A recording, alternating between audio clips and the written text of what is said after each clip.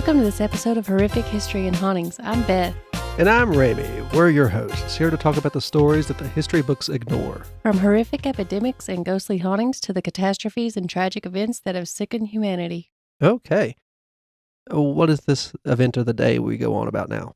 Oh, yeah. I couldn't find anything really interesting. You mean all of human history and nothing has happened? Well, some people might find it interesting, but the most interesting one I could find was in 1962. Today, as we're recording, is October 20th.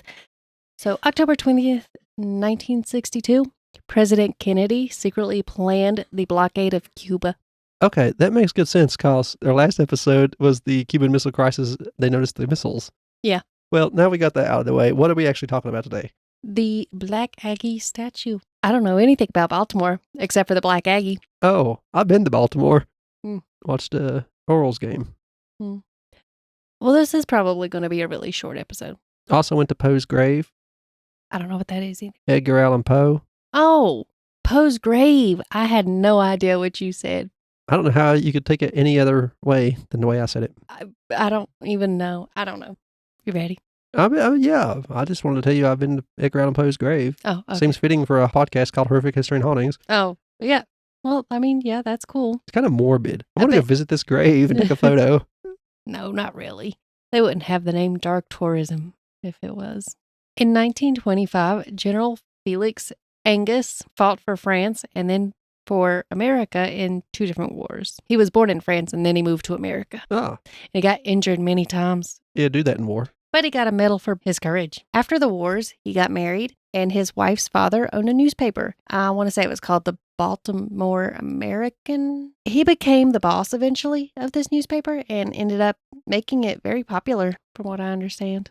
Well, this is horrific. It's a successful businessman. He helped others with news and politics. But that's what newspapers do. I think it meant outside of the newspaper. Oh. As well, like just free time. Okay. He lived a long life and died at an old age. So it was a happy ending. And that's the end of the episode. Why? I'm kidding. Okay. He was buried in Pikeville's Druid Ridge Cemetery. It's located right outside of Baltimore. And there was a large, strange black monument of a mourning figure that was placed on his grave that he had purchased. This said it was by Augustus St.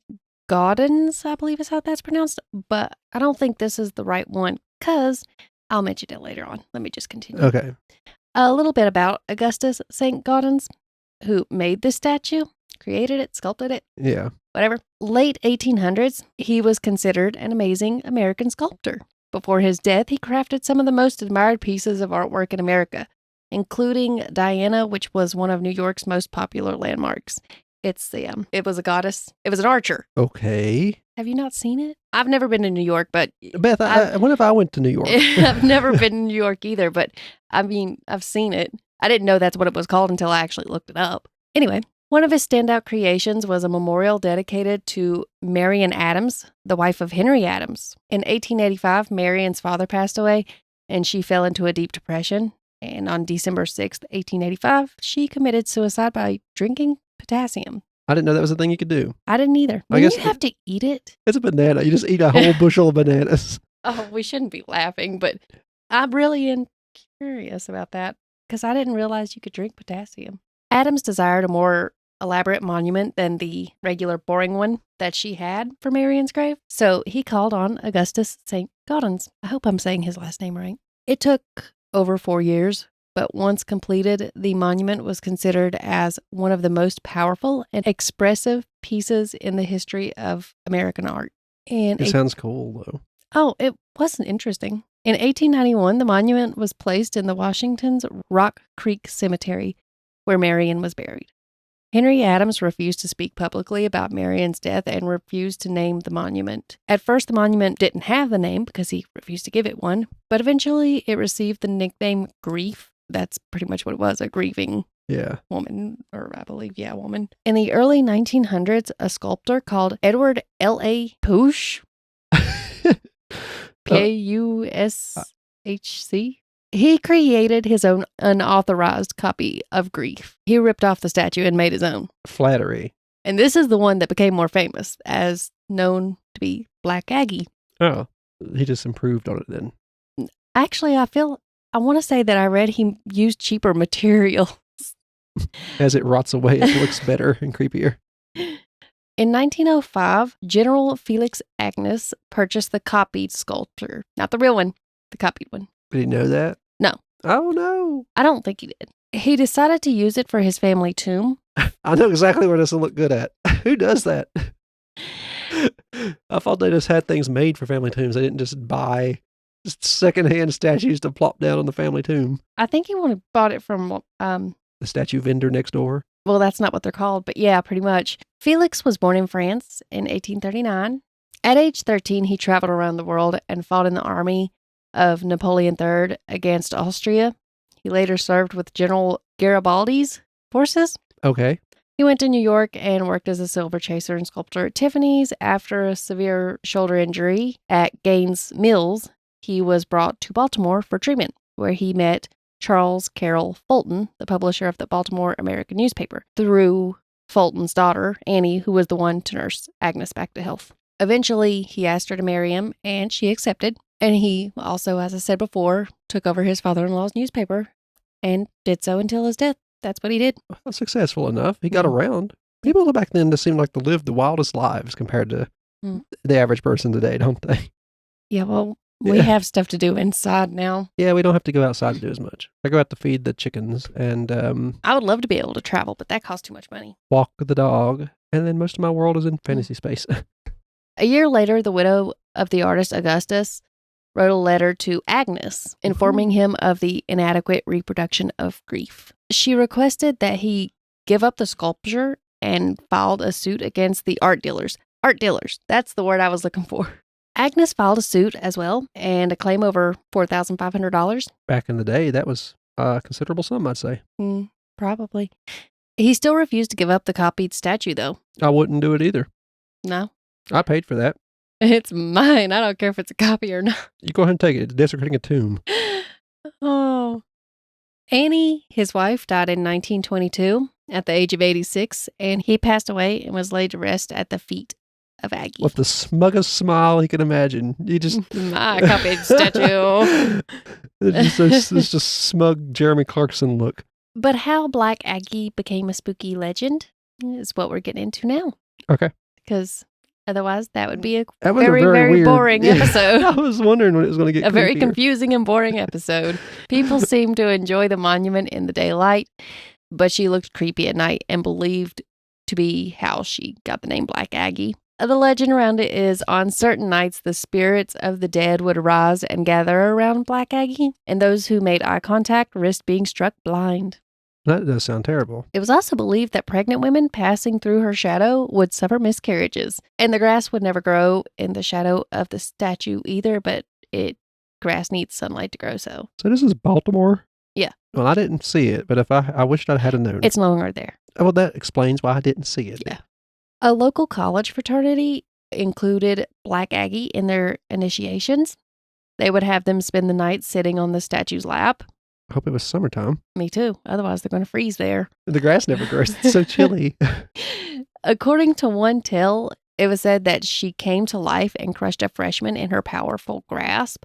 The boys said that they watched as spirits surrounded the boy in the statue's lap, and when they yelled at these figures, the statue came to life. And shushed them. Shut up! It's a place of peace and rest. It turned its head to gaze at them with red glowing eyes. That's a little extreme. Mm-hmm. And then reached out and grabbed the boy who had been sitting in her lap but was trying to run away at this point. Yeah, I would be too. The other boys ran out of the cemetery before the statue could get them as well. And the watchman heard the screams, and when he went to check it out, he found the lifeless body of the boy who had died from fright. I thought they said he got crushed. They said he got crushed, but I feel like they were a bunch of little bitches and they ran away before they even saw anything at all. She reached for him, I left, and now he's dead, so... Must have been crushed. You're the next one there, sir. Tell us what happened. In 1962, a watchman discovered that one of the angel's arms had been cut off during the night. Well, that's rude. They also call her an angel sometimes. I don't think... Weeping angel? Well, maybe. That would explain it. The arm was later found in the trunk of a sheet metal worker's car, along with a saw. He tried to tell the judge that Black Aggie had cut off her arm With herself in a fit of grief and had given it to him. I wonder if she gave him the saw too. Where did she get? He's like, she just wanted to borrow a saw, and I gave it to her. Next thing you know, there's a mutilation in the process, and now I've got it in my trunk, and I just don't know what to do, sir. I think I should press charges. I've been traumatized. The judge did not believe him, obviously, and the man went to jail. Some people believed his story, though, and began crowding together at the Druid Ridge Cemetery to look at Black Aggie. It is a cool story, even if it's so far-fetched. Frank and two of his friends made their way from Atlantic City to Baltimore for a visit. They were visiting some girls they had met before in New Jersey while the girls were on vacation. And while the girls were taking them sightseeing, they stopped at the Black Aggie statue. One of the girls told them if they placed a coin in Black Aggie's hand, they would have good luck, but they couldn't find a coin. So one of Frank's friends decided to put a cigarette out in her hands instead. That doesn't even sound remotely the same as giving somebody money. No. If I ask for a quarter and you put a cigarette out in my hand, I'm charging you, first of all. That's not going to be first. That's going to be second. I'm going to be the one getting charged next. I don't go asking people for quarters, so. No. It's not really a reason to anymore. Even vending machines have card slots. Yeah. 10 years later, that friend was found in a dump. 10 years later. It only took her 10 years to get up off that pedestal. He had been shot in the head, and the murderer was never found. That's unfortunate. Yeah. I don't think the statue did that, though. I don't think the statue's going to be shooting somebody. I mean, somebody might have gave her a gun, too. Who knows? They gave her a saw. A saw and a gun. How's she going to crush that fraternity kid, then? Her hands are full. She's going to bash him in the head with her pistol. Oh. Black Aggie had many visitors and was vandalized just as much. Oh, that's how it goes. Yeah. The cemetery groundskeepers tried to discourage visitors and even planted thorny shrubs around her. Stay away or get prickled. Now a fence surrounds the grave of the Agnes family. March 18th, 1967, the Angus family donated Black Aggie to the Smithsonian Institution for display. The Smithsonian said they never had her, though. Some people remembered Black Aggie being displayed in the National Gallery for a short period, but officials at the Smithsonian claimed to never displayed her at all. The Smithsonian staff gave Black Aggie to the National Museum of American Art, and I forgot, there was a reason that they didn't have records of this. It's pretty much they put her in storage, and they forgot about her. The proper paperwork, I don't believe, was put in place, and that's why things got so confusing. At the National Museum of American Art, she remained in a dusty storeroom. I think we've been to these places. I wish we could have seen Black Aggie. In 1996, a Baltimore writer named Sarah Turgeon did a story on Black Aggie for a newspaper. She decided to try to track down the statue. Shortly after Halloween, she got a call who found that the statue was at the federal courts building in Washington. And she will deal out justice one way or another. Yeah, that's where she's at. And just before ending this extremely short episode for me, it was also said in one source that the final location of Black Aggie is on the east side of Lafayette Square, which according to this particular source was the same neighborhood where Marian Adams took her life in 1885. That's poetic in its own little way. Yes. Also, if you spoke Black Aggie's name 3 times at midnight in front of a dark mirror, the evil angel would come drag you to hell. That's creepy. Evil angel, I believe, is just a demon. Or demons mostly just fallen angels? Yeah. Okay. Well, that was exciting. Anything else you have to say? No. Okay. If you want to reach out to Beth, in our link of the description of this episode, there will be an email inside that link. If you just click on the link, take you to our link tree. You see a bunch of social apps and all that. You see an email option for her. You can contact her directly, tell her about her mispronunciations and all the other stuff she got wrong. Give her some ideas of what she might want to talk about in the future. Or just say hello. We don't care. If you want to say hi, say hi. There's all of our other socials. Most of those come to me, but I will direct them to other people in our group if you would like to talk to them.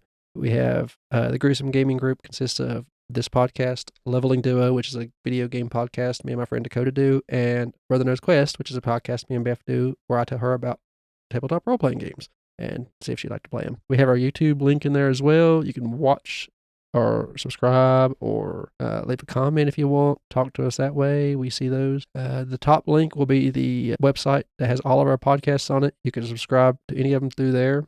If you don't want to use the YouTube one, you just want to use podcast player. If you want to donate to any of the podcasts, the options in that website on each of the podcasts. We'd appreciate that.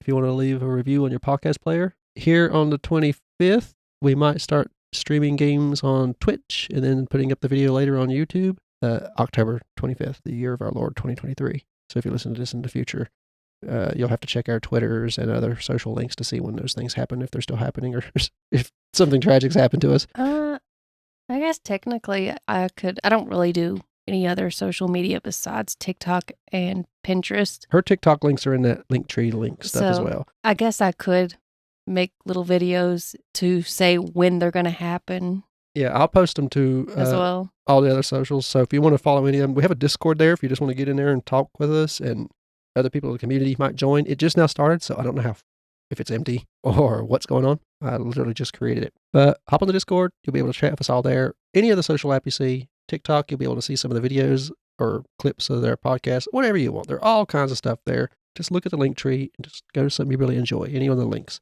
But thank you for listening to HH&H. I've been Ramey. And I'm Beth. Goodbye.